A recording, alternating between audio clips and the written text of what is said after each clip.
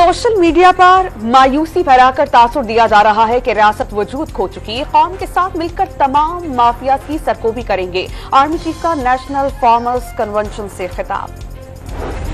फैजाबाद धरना मदरामत केस में अहम पेशरफ। इंक्वायरी कमीशन ने साबिक DGI-SI फैज हमीद को बयान रिकॉर्ड कराने के लिए अगले हफ्ते तलब कर दिया।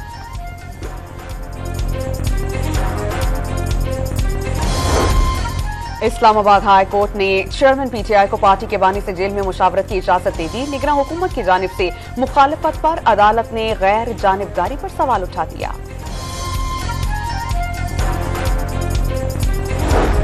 डेप्यूटी कमिश्नर लाहौर ने सनम जावेद की नजरबंदी का नोटिफिकेशन वापस ले लिया। सरकारी वकील ने जस्टिस बाकिर अली नजफी की अदालत में रिपोर्ट जमा करा दी।